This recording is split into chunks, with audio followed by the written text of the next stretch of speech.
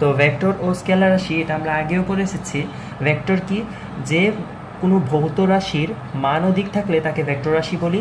আর scalar কি, যদি কোনো ভৌত রাশির শুধুমাত্র মান দ্বারা প্রকাশ করা হয় তাহলে তাকে ভেক্টর রাশি, তাকে স্কেলার রাশি বলি। আর ভেক্টর রাশি কী ছিল, যদি মান ও স্কেলার দিক দ্বারা দুটোই দ্বারা প্রকাশ করা হয় তাহলে তাকে ভেক্টর রাশি বলি।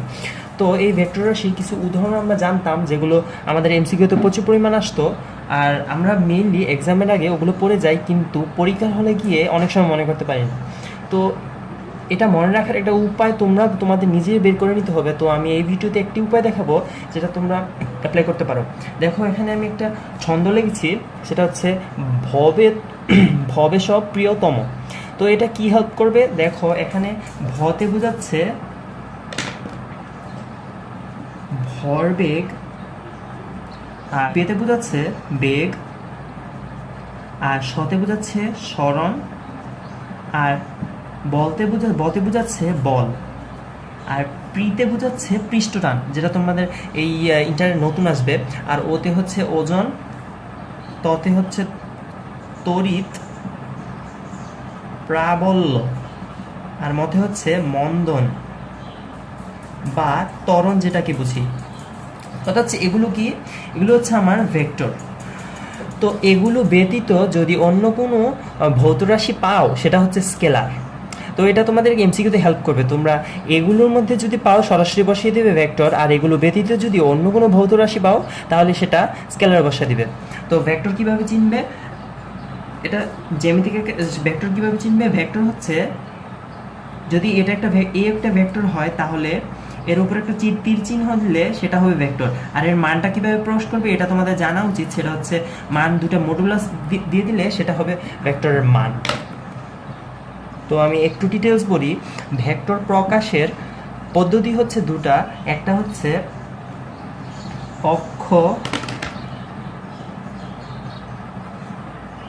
অক্ষর পদ্ধতি, আর অন্যটি হচ্ছে জ্যামিতিক পদ্ধতি। তো অক্ষর পদ্ধতি বলতে জ্যামিতিক পদ্ধতি।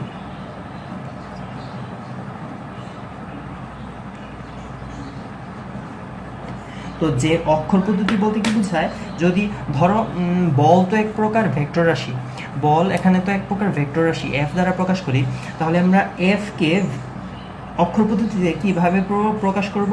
দেখো অক্ষর পদ্ধতিতে প্রকাশ করা হয় তীর চিহ্নের মাধ্যমে, যেটা আমি একটু আগে দেখিয়েছিলাম। তো আরও একভাবে প্রকাশ করা যায়, সেটা হচ্ছে ভোল্ট করার মাধ্যমে। আমি যদি এই এফটাকে গাঢ় করিয়ে দিই তাহলে ওটা ভেক্টর অক্ষর পদ্ধতিতে প্রকাশ হবে। তো আমি যদি এফ এর নিচে একটা দাগও দিই সেটাও অক্ষর পদ্ধতিতে প্রকাশ হবে। আর আমি যদি এফ এর উপরে তীর না দিয়ে জাস্ট একটা দাগও দিই সেটাও অক্ষর পদ্ধতিতে প্রকাশ হবে। তাহলে জ্যামিতিক পদ্ধতিতে প্রকাশ বলতে কি বোঝায়, ধরো আমি এই একটা বস্তুকে এই বল প্রয়োগ করলাম, তাহলে ধরি আমি এটা ও বিন্দুতে প্রয়োগ করছি ও এ বিন্দুতে পৌঁছাইছে। তো এখান থেকে আমি যদি একটা রেখা টানি, একটা তীর চিহ্ন দিই, তাহলে হবে এটা জ্যামিতিক পদ্ধতিতে প্রকাশ। এই বড় রেখাটা হবে ওর দৈর্ঘ্য, আর এই দিকটা হবে ওর বলের দিক, মানে প্রকাশ জ্যামিতিক আকারে এভাবে প্রকাশ করে। আর এই বিন্দুটাকে বলে আদি বিন্দু, আর এটাকে এই বিন্দুকে বলে শীর্ষবিন্দু, শীর্ষবিন্দু। তো এটা ছিল ভেক্টর রাশির প্রকাশের দুটো পদ্ধতি। আমি তিনটা শর্ত দেব এখন। দেখো ভেক্টর হওয়ার তিনটা শর্ত আমি একবার পড়ি। ফার্স্ট শর্ত হচ্ছে মান ও একটি মাত্র দিক হতে হবে, মানকে দিকের উপর নির্ভর করতে হবে। 3 নাম্বার পয়েন্টটা হচ্ছে ভেক্টর সূত্র মেনে চলতে হবে। তো আমরা এই এটা শর্তের মাধ্যমে কিভাবে প্রমাণ করব যে ভেক্টর রাশি আর স্কেলার রাশি, সেটা হচ্ছে ধরো কোনো একটা উদাহরণ, এই তিনটা পয়েন্টের মধ্যে যে কোনো একটি পয়েন্ট না মানে তাহলে সেটা হবে স্কেলার, আর যে কোনো দুটি পয়েন্ট মেনে গেলে তাহলে সেই উদাহরণটা হবে ভেক্টর। আমি আবারও বলি, যেহেতু ভেক্টরের শর্ত, তার মানে যে কোনো দুটি পয়েন্ট মিলে গেলে সেটা হবে ভেক্টর, আর যে কোনো একটা পয়েন্ট যদি না মানে সেটা হবে স্কেলার। চলো উদাহরণ হিসেবে দেখি। আমি একটা স্কেলার রাশি আনতে চাচ্ছি। তো তো তড়িৎ প্রবাহ কীভাবে স্কেলার রাশি, আমরা এই 3টা পয়েন্টের মাধ্যমে একটু চেক করে দেখি যে তড়িৎ প্রবাহ কীভাবে স্কেলার রাশি। তো তড়িৎ প্রবাহ কী জিনিস, কোনো একটি বর্তনীর মধ্যে দিয়ে নিশ্চয়ই তড়িৎ প্রবাহ প্রবাহিত হয়। আমি একটা বর্তনী আঁকতেই পারি। সাপোজ এই বর্তনীর এই পাশে প্লাস প্রান্ত, এই পাশে মাইনাস প্রান্ত, ঠিক একই বর্তনী আমি আবার আঁকবো। জাস্ট ব্যাটারিটা ঘুরিয়ে দেব।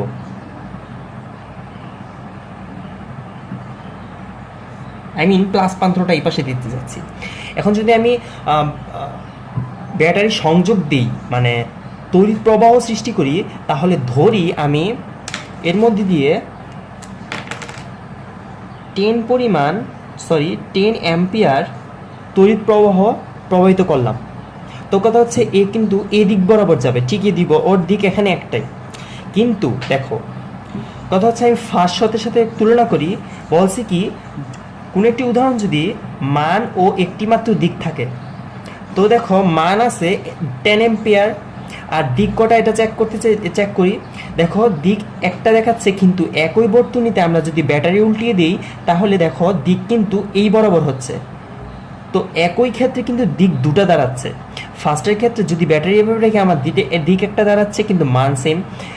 তো দ্বিতীয় ক্ষেত্রে যদি ব্যাটারি উল্টিয়ে দিই তাহলে দেখো দিক কিন্তু তার বিপরীত দিকে দাঁড়াচ্ছে। তার মানে এখানে আমরা বলতে পারি তড়িৎ প্রবাহের দিক দুটা। একটা জিনিস খেয়াল করে দেখো, প্রথম পয়েন্টের একটি মাত্র দিক চাচ্ছে, তার মানে এখানে ও একটা পয়েন্ট অলরেডি ডিসমিস করে, একটা অলরেডি মানেনি। তার মানে আমরা বলতে পারি এটা স্কেলার রাশি। আমার কন্ডিশন কি ছিল, আমার কথা কি ছিল যে এখান থেকে যে কোনো একটা না মানলে সেটা হয়ে যাবে স্কেলার। তো আমরা অলরেডি পেয়ে গেছি যে ও স্কেলার। তো পরেরটা দেখি হয় কিনা, মানের উপর নির্ভর করে কিনা, অর্থাৎ যদি দিকের পরিবর্তন হয় তাহলে মানেরও পরিবর্তন হবে। এটা দ্বারা এই পয়েন্টটা বোঝাচ্ছে। তার মানে দেখো প্রথম বেলায় যখন তড়িৎ প্রবাহ দিক দিয়ে প্রবাহিত হয় তখন কিন্তু 10 অ্যাম্পিয়ারই ছিল। তো দ্বিতীয়বার যদি আমি ব্যাটারি উল্টিয়ে দিই তখন কিন্তু দিক পরিবর্তন হয়ে যায়, তখন আমরা দুইটা দিক পাই। তো ওই বেলায় কিন্তু ঠিক 10 অ্যাম্পিয়ারই প্রবাহিত হয় একই কোষের ক্ষেত্রে। তার মানে মানের দিক পরিবর্তন হচ্ছে, এই ক্ষেত্রে মানের কোনো পরিবর্তন হয় না। দেখো দ্বিতীয় পয়েন্টেও কিন্তু ও মানে না। তো আমরা বলতেই পারি ও ভেক্টর না, ও একটা স্কেলার। তো চাপ কিভাবে স্কেলার রাশি হয় দেখো, আমরা যদি সূত্র অ্যাপ্লাই করি P = F/A, এটা জিনিস খেয়াল করে দেখো, এখানে P কিন্তু F এর সমানুপাতিক। F যত বাড়াবো P তত বাড়বে। তো এই ক্ষেত্রে আমরা মানে দেখে বলা যাচ্ছে যে এটা ভেক্টর, মানে মনে হচ্ছে, কিন্তু এটা আসলে ভেক্টর না। অনেকে পরীক্ষার সময় এটা ভুল করে ফেলে যে এটা ভেক্টর দিয়ে আসে, চাপ এক প্রকার ভেক্টর দিয়ে আসে, যেহেতু ফোর্স উপরে দেখে। তার মানে এটা কিন্তু আসলে ভেক্টর না, এটা একটা স্কেলার। তো কিভাবে স্কেলার আমরা দেখি, চলো। ধরো আমার কাছে একটা বেলুন জাতীয় একটা পদার্থ, বেলুন জাতীয় একটা পদার্থ, এখানে অনেকগুলো ছিদ্র বসিয়ে দিলাম আমি। তো কথা হচ্ছে এই পানি ভর্তি, কি এই বেলুনটা পানি ভর্তি। তো আমি এখানে চাপ প্রয়োগ করলাম, পানি কিন্তু সব দিক দিয়ে সমান পরিমাণ পড়বে। এখন একটা কথা হচ্ছে, আমি যদি এখানে চাপ প্রয়োগ করি তাহলে সব দিকে সমান চাপ প্রয়োগ হবে না। তার মানে কি, এদিক দিয়ে যে পানিটা বের হবে ওর উপরে কিন্তু 10, ধরি আমি 10 পরিমাণ চাপ প্রয়োগ করতেছি যে পা, তো ওর কিন্তু এই বরাবর 10 পাই প্রয়োগ হবে। ঠিক এই বিন্দুতে আবার 10 পা প্রবাহিত হবে, এই বিন্দুতেও 10 পা প্রবাহিত হবে। কেন? কারণ ভিতরে সব দিকে চাপের মান সেম। আমি এদিকে যদি 10 প্রয়োগ করি তাহলে এখানেও 10, এখানেও 10, এখানেও 10, এখানেও 10। তার মানে প্রত্যেকটা বিন্দুতে সেম পরিমাণ চাপ প্রয়োগ হচ্ছে, তার মানে মান সেম। চলো এই ক্ষেত্রে আবার এই 3টা শর্ত মিলিয়ে দেখি। দেখো ফার্স্টের শর্ত বলছে কি, মান ও একটি মাত্র দিক হতে হবে। দেখো এখানে চাপ আমি একদিকে প্রয়োগ করলাম, কিন্তু চাপের দিক কিন্তু অনেকগুলো দাঁড়াচ্ছে, 1, 2, 3, 4, 4টা দিক দাঁড়াচ্ছে। তো এই ক্ষেত্রে 4টা দিক যেহেতু, তাহলে এখানে একটা দিক চাচ্ছে, তার মানে আমাদের এই সূত্রে ফার্স্ট পয়েন্টটাই মানছে না। দ্বিতীয় পয়েন্ট কি বলে, মানের সাথে দিকের নির্ভরশীল। মানে যদি দিক পরিবর্তন হয় তাহলে মানেরও পরিবর্তন হবে। দেখো এখানে দিক কিন্তু অনেকগুলোই, কিন্তু মান কিন্তু পরিবর্তন হচ্ছে না। মান সেই 10ই রয়ে গেছে, 10 পা, প্রত্যেকটা জায়গায় 10 পাই রয়ে গেছে। তো এই ক্ষেত্রে পরেরটা আর মিলাতে যাবো না, পরেরটা এমনি মিলবে না, কারণ ফার্স্টের দুটো আমাদের মিলে নেই। আমি বলছি যে যে কোনো একটা পয়েন্ট যদি না মানে কোনো একটা উদাহরণ, তাহলে সেটাই হয়ে যাবে স্কেলার। অলরেডি প্রথমটা মানে নাই, দ্বিতীয়টা মানে নাই, তৃতীয়টা মানবেই না। তাহলে আমরা বলতে পারি চাপ এক প্রকার, এই সাপেক্ষে বলতে পারি চাপ এক প্রকার স্কেলার রাশি। চলো একটা ভেক্টর রাশি নিয়ে ব্যাখ্যা দেওয়া যাক। কি দেবো ওজন। চলো ওজন নিয়ে ব্যাখ্যা দিই। তো ওজন এক প্রকার ভেক্টর রাশিটা আমরা জানি। তো চলো কিভাবে ওজন ভেক্টর রাশি। ধরো এটা আমার পৃথিবী, এর উপর আমি একটা বস্তু রাখছি। এই বস্তুকে আমি এই বিন্দুতে নেব আর এই বিন্দুতে নেব, নিয়ে এই তিনটি শর্ত মিলিয়ে দেখব এটি আসলে মানে তিনটি মানে কি না। তিনটি মানলেই সেটা ভেক্টর, আর আমরা এটাকে দাবি করতেছি ভেক্টর বলে। তো চলো এই বস্তুকে আমরা এই বিন্দুতে নিই। দেখো এই বিন্দুতে জি এর দিক কোনটা, নিচ বরাবর না? তো আমরা ওজনকে চাচ্ছি ওজন ভেক্টর কি না এটা জানতে। তো ওজনের সূত্র কি জানি, W=mg। তো কথা হচ্ছে ওজন এই বিন্দুতে নিচ বরাবর। তো আমরা যদি এই বিন্দুতে বিবেচনা করি তাহলে এই বিন্দুতে কিন্তু নিচ বরাবর। ধরি পৃথিবীর কেন্দ্রটা আমরা কেন্দ্রে নিইনি, তো এই বিন্দু চিন্তা করি, এই বিন্দু কিন্তু নিচ বরাবর জি। তার মানে যেহেতু জি নিচ বরাবর, তার মানে নিশ্চয়ই ওজনের দিকও নিচ বরাবর। তো এ বিন্দু, বি বিন্দু, সি বিন্দুতে আমরা তিন ক্ষেত্রেই দেখতেছি আমাদের দিক একটাই। কোন দিকে? ঠিক নিচ বরাবর। এখানেও নিচ বরাবর, বিতেও নিচ বরাবর, সিতেও দেখতেছি আমরা নিচ বরাবর।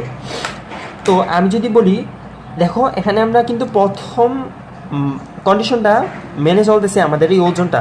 দেখো একটি মাত্র দিক হতে হবে। ফার্স্ট কন্ডিশন কিন্তু মানছে যে ওর দিক একটাই।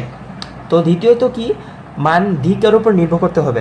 দেখো দিক, আমি মান দিকের উপর নির্ভর করতে হবে বলতে কি বুঝাই আমি আগেও বলছি এখনও বলি। দেখো দিক পরিবর্তন হলেও মান পরিবর্তন হবে। কি বলছি? দিক পরিবর্তন হলেই মান পরিবর্তন হবে। দেখো এখানে দিকের কিন্তু পরিবর্তন হয় নাই, দিক একটাই। তুমি যেদিকে নাও দিক একটাই। তাহলে তো তিন জায়গায় আমার ওজন কিন্তু সেম থাকবে, 10 নিউটন। জাস্ট মাইনাস প্লাস আসবে, কেন আমি প্রয়োগ করছি, ওদিকে তাকাবো না। দেখো এখানেও 9% হবে, 9 নিউটন হবে, এখানেও 9 নিউটন হবে, এখানেও 9 নিউটন হবে, যেহেতু জি এর মানের পরিবর্তন হয় না। দেখো দিক একটাই, মানের কোনো পরিবর্তন হচ্ছে না, তার মানে দিক মানের উপর ডিপেন্ড করে। আমার দ্বিতীয় কন্ডিশন মানতেছে। তো আমি কি বলছিলাম, দুইটা কন্ডিশন মানলে অপরটা এমনি মেনে যায়, অপরটা মেনানো লাগে না। আর এখানে ভেক্টর সূত্র বলতে বোঝাচ্ছে ভেক্টর ত্রিভুজ সূত্রগুলো বোঝাচ্ছে, পেস্কেল সূত্র বোঝাচ্ছে।